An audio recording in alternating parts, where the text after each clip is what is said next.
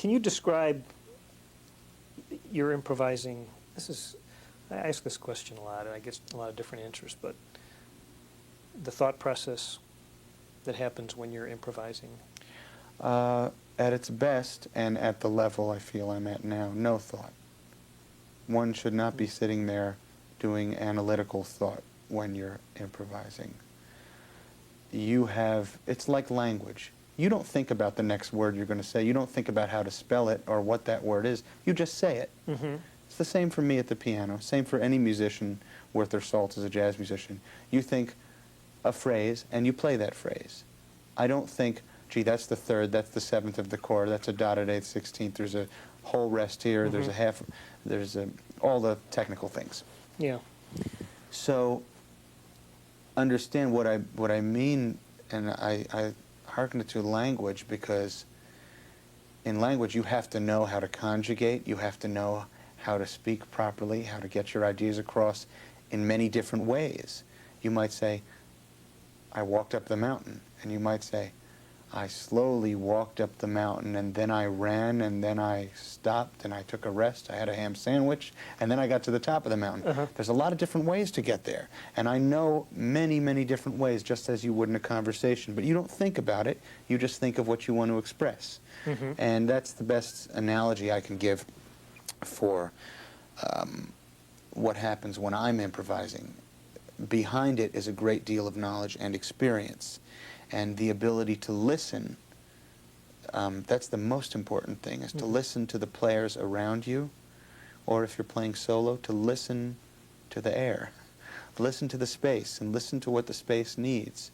If it doesn't need anything, don't play anything. And it's something like that. Wow. That's a good answer. Yeah. Like that. I could, of course, go into a very scholarly answer Mm-hmm. of we do this when we're playing on this form, and if I was teaching a lesson to a piano student, I would go into things like that. But I don't think that that's what it is finally about. It's finally about immediate expression of the idea. Do you have to go through the certain amount of technical chordal scale knowledge to get to that point? Scale knowledge, rhythmic knowledge, historical knowledge, everything, absolutely. Mm-hmm. Absolutely. You have to have a full toolbox, or you won't be able to build a house. Uh-huh.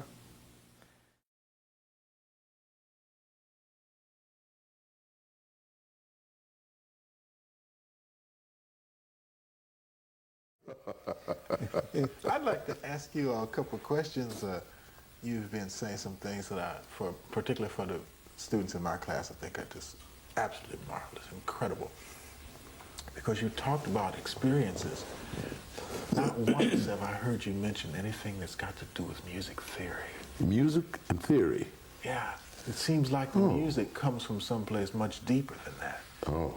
And then it eventually will involve your note choices. You got to remember, Mike, excuse me for dissecting this, but you got to remember that years before people who gave vent to their feelings, years before they knew anything about theory, harmony, composition, counterpoint, etc., they gave vent to their feelings. And they were indulging in, for lack of a better title, they called it get-off. This is long before the term improvisation was coined, or before it was in the dictionary pertaining to playing music, you know. They used to call it get-off, which simply meant that the first course you played the melody, and thereafter you'd use the melody as a guide wire to simply superimpose extemporaneously a melody around this given melody. So that's what became get-off. So you get off the melody. So even then, the guys were giving vent to their feelings and expressing themselves, and they would use certain things that would help them to get from point A to point B. First of all, the one thing that we teach our students today, and I'm sure you do too, regards to how much theory, harmony, counterpoint, and composition they will, get in their brain. They got to know when to use it. They got to listen to when to use it, know how to use it. There's a zillion educated fools walking around the street today, heads loaded with something, they don't know how to use it, don't know where to use it, when to use it. So this is a lesson that we try very hard to get our students to understand. Now, back in those days, they didn't know anything, as we mentioned, about these technical terms, and They had nobody around to teach them, but they were determined to give vent to their feelings and express themselves and get off. So what they do, they played the blues as the main vehicle. They played the blues, and if they played a standard tune, they played the standard tune, and then superimpose melody around it. But on the blues, they figured out a good way to give vent to their feelings is if somebody had the ingenuity, even without knowledge, to figure out that here's the tonic, that's the one, then you go up with the scale, 1, 2, 3, that's the third. They lower that a half step, bah, that's the minor third. You go 1, 2, 3, 4, 5, lower that half step, bah. So you got a tonic, a minor third, flatter fifth, and they didn't know then that it constituted a half diminished. They couldn't care less, you know. All they knew, they called them the blue notes. And they say, man, you got your blue notes? Yeah, baby, I got them down. I'm working on F sharp now, but I'm gonna have that tomorrow. But they refer to them as the blue notes. And right today, you take a class and you take your rhythm section, or if you just play bass line, tell them to play one note. Just play the time. Bob, to Dr. Blues. Bob, dab, dab, any kind of rhythmic pattern they want. Do that, and then the next go tell them to take the two notes, the tonic and the minor. Do, do, do, do, do, do, do, do, that. Then the next time, take the flat fifth and the minor third. Bang, do, that, do, that, do. Now you can't pick out no more beautiful and important notes in playing the blues than those three. Then you go into your seven, and pretty soon they reach the point where it's almost, we use it for discipline too. And all, just that one note, those two notes, or those three. Because after a while, they're going to begin to hear all of the relative notes that constitute the blues scale, you know. And then they're going to hear the four, they're going to hear the flat five. Some people call the augmented seven the flat six. They're going to hear the seven, the major seven, the nine, the flat nine, and the 13, and all of them. And they hear the whole scale then. But after a while, they're going to, for a period of time, they're going to be involved in playing those blue notes, the blue notes, the tonic, the minor third, and the flatter fifth, and they got it. And if you find a cat who's pretty well endowed in playing the blues with those three things in mind, you ever listen to his things, all these things? Yeah. But you sing that thing you playing that bad. And then any kind of rhythmic pattern. And while that's going on, yeah. another cat said, hey, let's do this thing over here. Yeah. Yeah.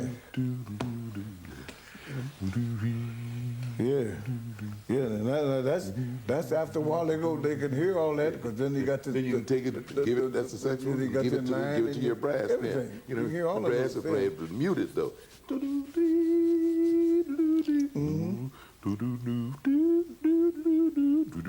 And then blah, Yeah. blah, blah. Yeah, just create any kind of rhythmic pattern they want. False fingering, octaves, shakes, fall-offs, rips, darts, or whatever. A lot of things that are incorporated in the Italian dictionary we can't use in jazz. They don't express what we want. You wouldn't hardly say to a cat on the bandstand, let's play some Largo blues. There's some far more descriptive terminology that we use.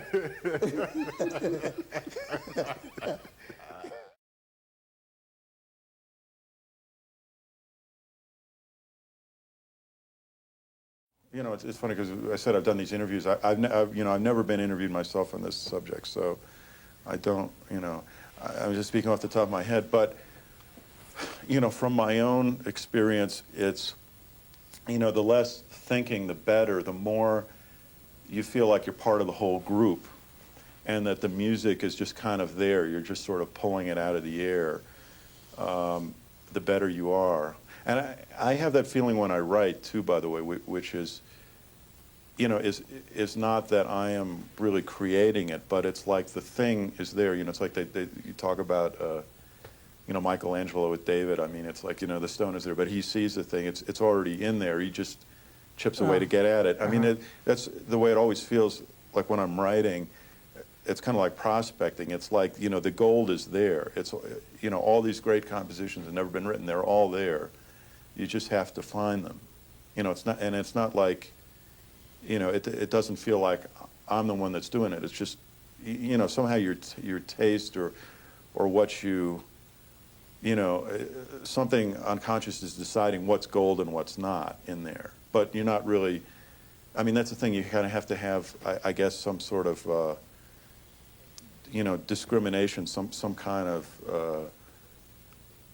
feeling for, well, this, this does something to me and this doesn't.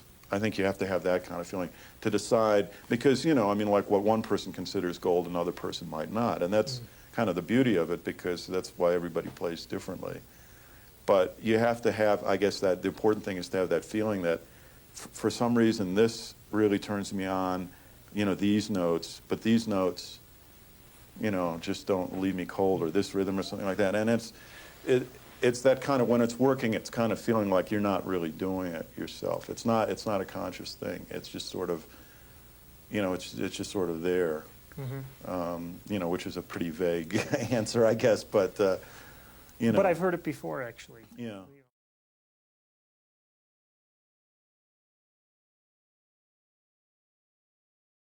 It's the only way. To be a musician, you have to be, I think, super flexible. Because otherwise, how could you make it at all? Yeah. See, and, How could you? and also that coincides with, even though they coined that phrase jazz and, refer to improvisation, the act of improving on something, right? Improvisation, that's what it is. That's what I explain to my kids, you see. I said, everybody does that on this planet. Because nobody knows everything. So living life is a total improvisational experience. And those who try to fix it so it's like 1, 2, 3 are, eventually find out it doesn't work 1, 2, 3 all the time, you see. They got to deal with the law of permutation.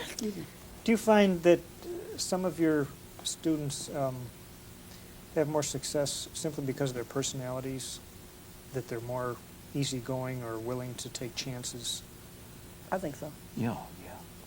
Yeah. Well, because that's that freedom you speak about in terms of personal expression again, you see. You have to be fearless. Yes. And that comes from having confidence. Really. And I think I don't think you could teach anybody that. I think a lot of their early life experiences with their folks and maybe even before they're born, The only, I think has a heck of a yeah, lot it's true. to really deal with that. Because most real fearful people, they can accomplish a lot in another direction, but I don't think they can be a musician, not a jazz musician, and be that fearful. No. It has something also to do with faith. That's it. Like someplace, somewhere, somebody need a good band. Yeah. Because you just have to feel like tomorrow's going to be okay. Yeah. And then there comes the other side, like you go up that mountain, and you go along, you're on the road, and you think you're next to the gigs and whatever. Then you get to a point in everybody's life where you start feeling, I don't know if I can do that. And a lot of it has to do with the physical body, if they're taking care of it, or all of a sudden they get a little twinge here or there. And they start losing that faith. And that's when you see them putting the horns in the bed, behind the bed, or in the closet, and try to find something else to do. Now, I tell you, in my experience, I found that to be a crucible for every musician. I don't care whether he's classical or gospel or jazz musician. There comes a time when you have to decide whether you're going to really continue.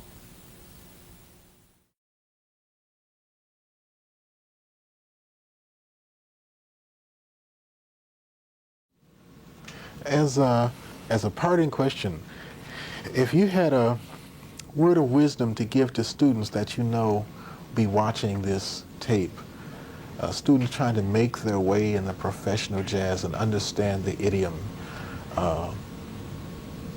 just a parting shot.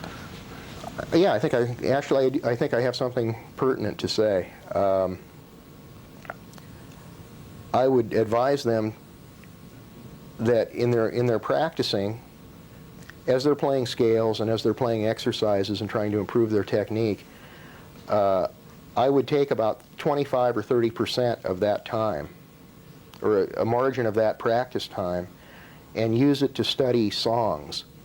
And go out and buy sheet music, not just lead sheets with the chord symbols, but shell out the bucks that it takes and go out and buy Cole Porter songs and go out and buy George Gershwin songs, you know, and look at them and look at the piano parts, even if you don't play piano. And it takes forever, I mean, if you're not a piano player, but it's worth the effort to sit at a keyboard and hear how those inner voices move, you know. And if you spent, or if the student spent a little bit of his time, his practice time doing that, analyzing these songs by these great songwriters, he'd learn how to construct a line, because after all, these are great composers, you know. And what we're trying to do in jazz, ostensibly, is to compose. Even though we're composing spontaneously, Instant composition. we're trying to compose. And I think what better way to learn to compose than examining music by a great composer, you know. So not only would you profit from that knowledge that you can gain by analyzing this music, but also you'll learn these great songs that people like to hear played. I've said this before too. I tell students this. One student said, "Well, Mr. Barrett, this is all well and good, but when are we going to get into the Lydian modes and all that?" And I said, "Well, I said, you know, somebody else can teach you that better than I can." And I said, I think any knowledge is good. And I said, it'd probably benefit you greatly to know about that. But I said, I'll tell you something. Playing in clubs, I've received $5 here and there to play Body and Soul, and I've received $10 tips to play Stardust, and I've gotten a couple bucks to play Shanty and Old Shantytown for people. I said, I don't think I've ever made a dime to play a Lydian mode for anybody, you know? No one has ever come up and requested a Dorian mode or a Lydian mode, you know?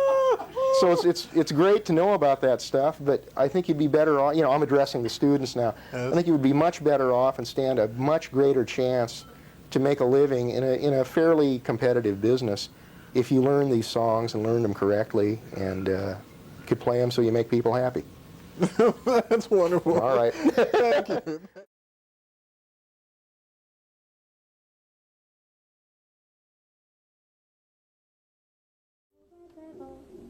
This is from your recent.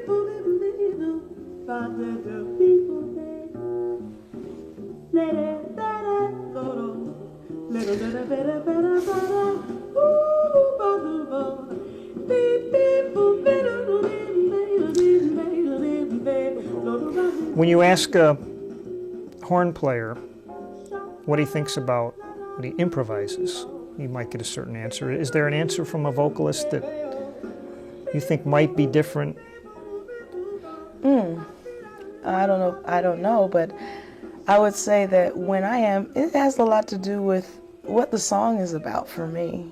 You know, I know in working with different musicians, I did an album called The Grand Encounter, and I remember anytime we did a song, the musicians would always say, now what are the lyrics to this song? They always want to know the lyrics to the song so that they could, you know, really tell the in a way without words. And that's basically kind of how I think when I'm, you know, Lullaby of Birdland is, I think for me,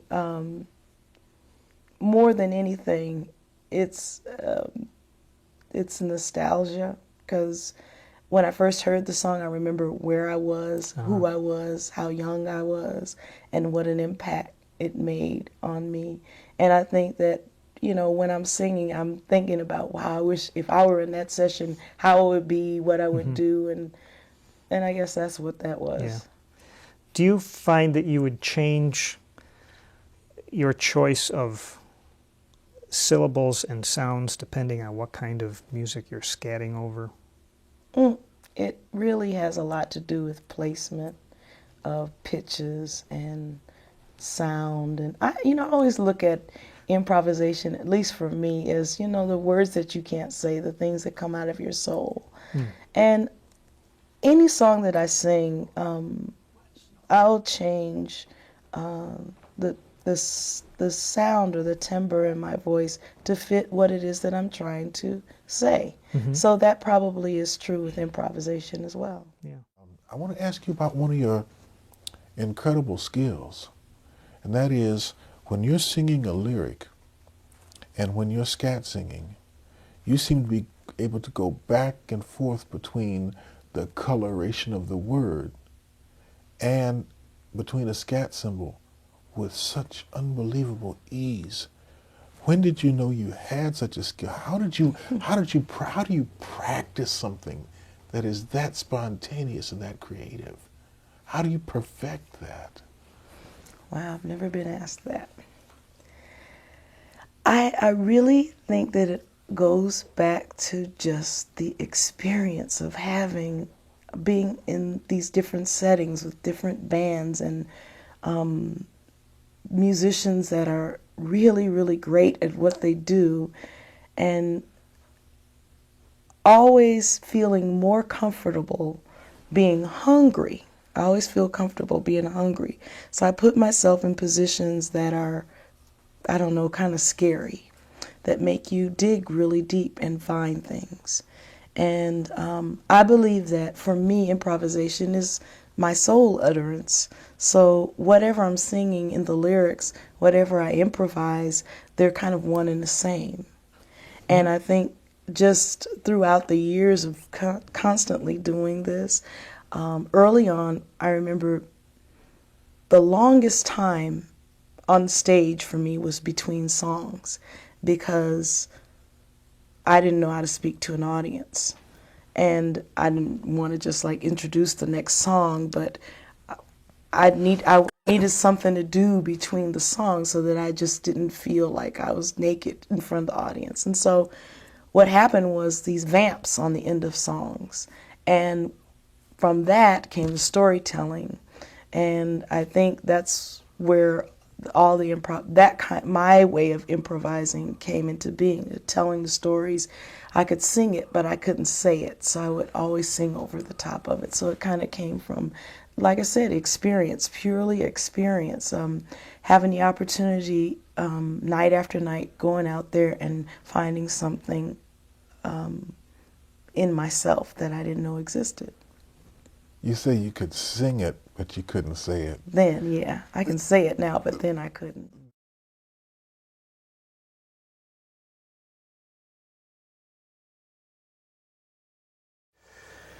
So, yeah, I mean, so, you know, I think that jazz is a great art when it's, you know, I mean, the endeavor certainly is a, of course, it's a difficult music. It relies heavily on improvisation, which is very difficult because everybody doesn't do that well. The name of the game is to do that.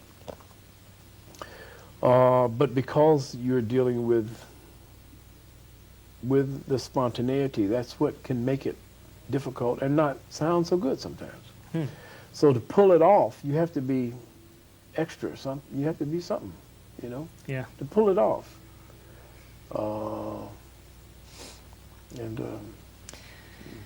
If you play a tune, if you're playing on All the Things You Are, have you internalized that tune enough over the years that you don't have to think about this 2-5-1 and that? Oh yeah, yeah. I'm pretty much all music. You know, you have to do that when you're maybe learning a tune. But then once the tune is committed to memory, the form, the structure, and the elements that make the tune what it is, I don't think any real pro that's been playing for a number of years really thinks about that. It's pretty much like when you get ready to talk, you don't really say, I'm saying an infinitive. I'm saying this is a verb, this is an adjective phrase. You don't really say that. You just need to say whatever it is you want to say, and then you try to do it. And you do it, you know. So it's pretty much the same way. I like that analogy. Do you teach? Well, I've done it. I have. You have taught, and I'm wondering if that's something that would be really important to pass on to a student, that not to neglect learning songs really well, because all the theory will not come into play until you know the song. Right. Yes. You have to know the literature that you're dealing with. So, I mean, it's just like anything else. You might go to school for journalism or for whatever, or for what he's doing. It doesn't make any difference what it is. You have two dimensions to conquer. You have the physical dimension, or the physical media, that you're dealing with, whether it's music, if it's writing, if it's, it doesn't make any difference. There's a certain thing that has to be overcome. You have to get the professionalism and the command over whatever medium it is. And then after that's done, then that's not really the real main event. The main event is, what do you do with that now? What kind of pictures do you take? What kind of story? You can go to school and learn how to write, but okay, now after you know the elements of how to write a short story, long story, essay, this and that, all right, you know mechanically what to do, when, where, you know this is supposed to unfold in this manner and climax here and this here. But now, that doesn't mean you're going to be a great writer. Just means you know the elements of writing, you know. Yeah. It's the same way with music. You can learn 2-5-1s, chords, and yes, you should learn that, and you will learn it, you know, and you do learn it. But that doesn't mean you're going to be a great soloist. It doesn't mean you're going to be a great artist. Doesn't mean any of that, because there's another aspect of all of that. It has nothing to do with the physicality or the medium through which you're dealing with. It's got something to do with all that other stuff, all that abstract stuff that you can't hold or touch, that you can't, no way in school they can show you. You know, they can, you know, you can learn facts, figures, and knowledge, but discrimination and wisdom cannot be taught.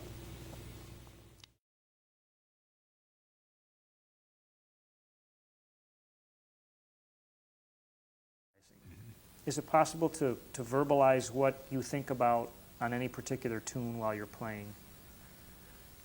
No, I don't know.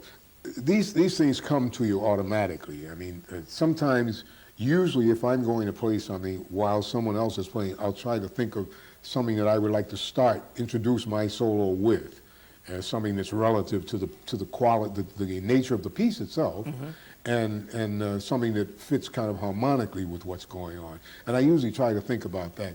And I also think it's just improvisation is, it's like giving a speech or something like that. You have a subject, and your interpretation of it may differ from mine, but it's still basically the same subject. So that's the theme that you're improvising around, and you try to play something that enhances it, and also adds a little different flavor to it. So you don't come in and play exactly what the person before you. You may even extract some of what he played as a lead-in to what you're going to do, you know, and so you get that dovetailing. It's like passing the baton in a relay race. You do it smoothly, you know. You don't do this. You're running and you pick up the same speed as that person whom you're going to accept the baton for or pass it to, and you get that smooth transition, you know. That's if you listen to a lot of improvisation in different groups, when they have that smooth transference from one to the other, that's the way it does. That's the way it comes off. Yeah, I like that analogy. If you took any particular standard that you feel comfortable playing with, do you have those sequence of chords memorized in your head? Sometimes. Sometimes. But not always. Not always. But you can still negotiate your way through them. Right, right. There's some pieces that are a little difficult to come up with something when you're improvising. It's kind of hard to think of something that works pretty well. So sometimes you'll have something in your head that you knew worked once before, and you use that as a platform to start off from, you know. I was just trying to think of something.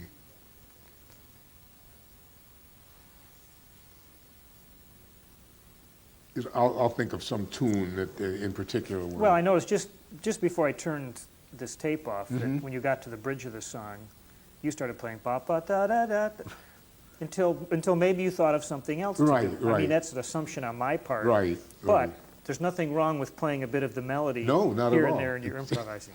So at least we know where we're coming from with it.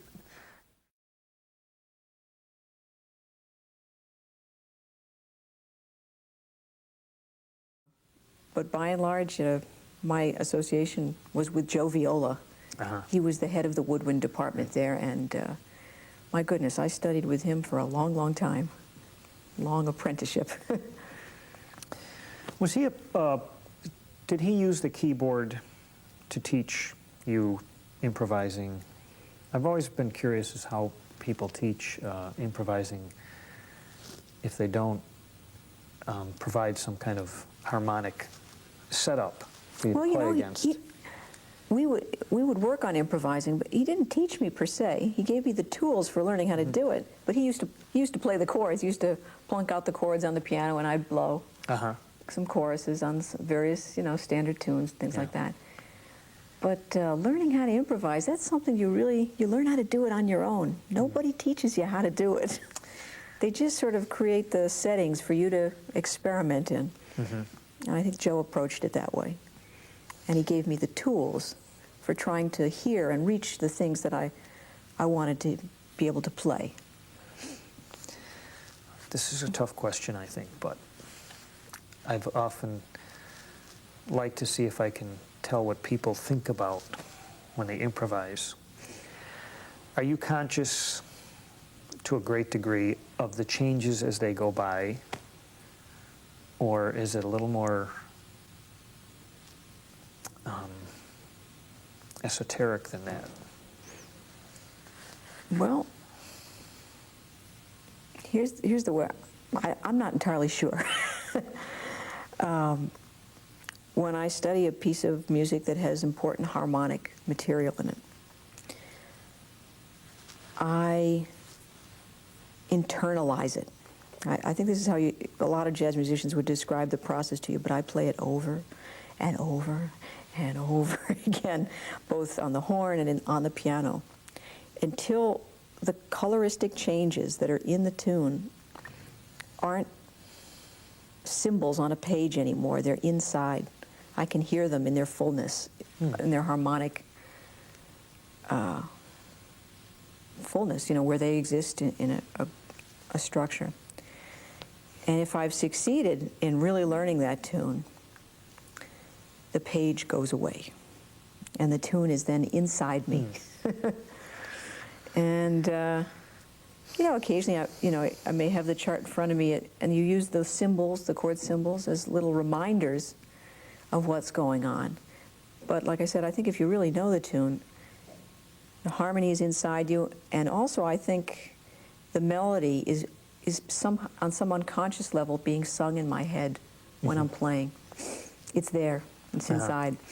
And I think that's some kind of guidepost that exists in your musical imagination at some deep level.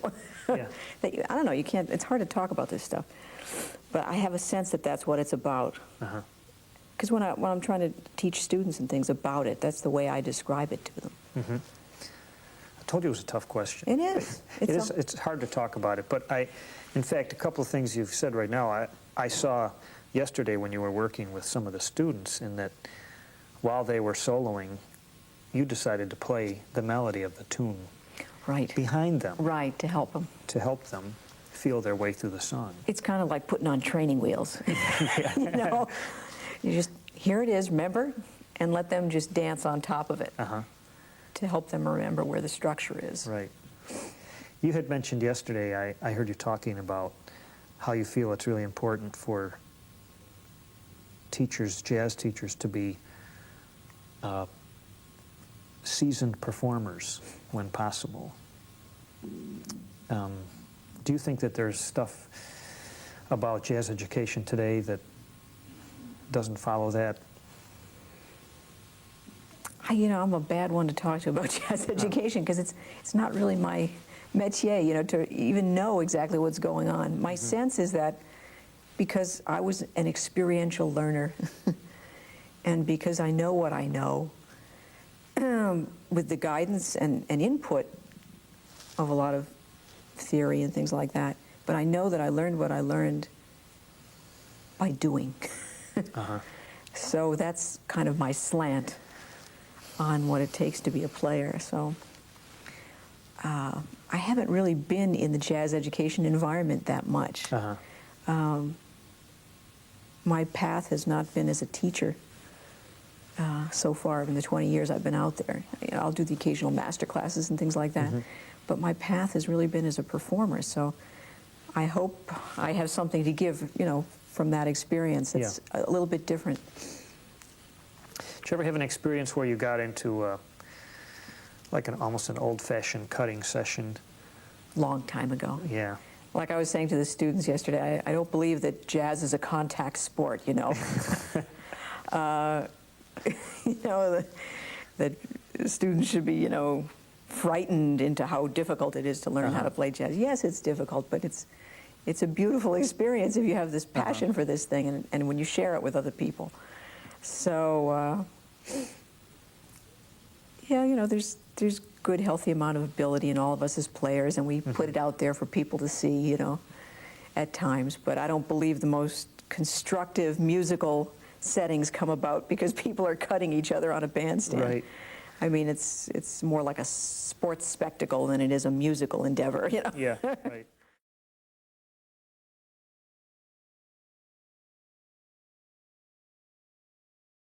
If we had a nice grand piano sitting right here, and you sat down to improvise with no preconceptions in mind, how do you start? Is there something you decide to do to get started? Usually what I try to do is to get out of the way. If I know I'm going to have to play, I get ready for a concert. Usually what I try to do is to find a way to clear my mind of other concerns. Sometimes that will involve me getting off by myself for a few minutes before I go up on the stand. And if I'm worrying about where did I put my plane ticket, and did I call this guy, and what time is that gig tomorrow night? I try to gentle myself out of those concerns. And one of the ways that works best for me is an internal reminder to remind myself how profoundly grateful I am to be able to play. That there is something about that moves me so much. I mean, even to say that brings tears to my eyes. It's like, I do feel so profoundly grateful to have music in my life that when I remind myself about this, the rest of these concerns just, they recede. And then I feel I'm ready to just greet music. And so if I then go out on the stage and there's just a piano there and myself, I just sit down and I just wait for something to happen. And something happens. You know, there'll be, some phrase will occur, will just play itself. And then I'm just playing. And then I just stay out of the way. I try not to manipulate the music. I try to honor it, to just listen to it. Where does this music want to go now? What am I hearing? And if I play a note or a chord or a phrase that contains something other than I was thinking about, an error in terms of where I was going, I try not to beat up on myself and start castigating myself. Oh, schmuck, what a dumb note to play. Because you start doing that, and then that messes up the next 4 notes or the next 4 phrases, then you beat yourself up for that, and that could start a real downward spiral in the music. So I think over the years I've gotten better and better at being just graceful with that. Just, I heard it. Sometimes you make wonderful lemonade out of a lemon. You can take that mistake, turn it on its ear, do something very interesting with it, so that, and you talk to a lot of jazz musicians, and a lot of them will tell you they've come to love their mistakes on record, because it really pulled them into something different. Right. They had to react in a different way to either legitimize it or to work with it or do something with that clam that appeared in the line. You know? So that's really ideally what my emotional state would be. Now, being human, I still have moments where thoughts intrude, get in the way. I'll be playing and I might be thinking about something else, and I'll have to become aware that those thoughts have become intrusive and gently push them away, focus more purely on the music. Wow. You know, if somebody coughs in the audience, rather than seizing on that and getting angry at the coughing, or to not even hear it. It just goes over one's shoulder. Does it help or hinder to think of the obvious places you could go? If you happen to land on a certain ninth chord, and in your head you know the conventional place for this to go is here, does that even enter your mind? And if so, do you try to ignore it, or? I'm not really typically, when I'm playing, thinking about, ooh, here's a C minor ninth, which normally would resolve to. I'm not thinking that way at all. I'm having synesthetic experiences where I'm tasting the music, or musics have colors.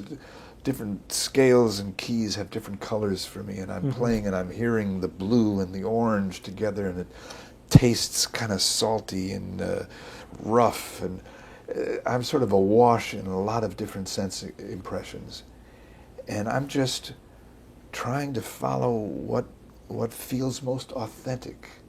Again, the idea, where does the music want to go? Not where I want to put it, but where does this music organically want to evolve? That's what I'm hoping to allow happen. It's a tall order.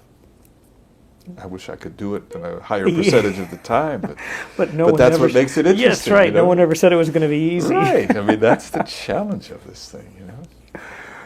Wow.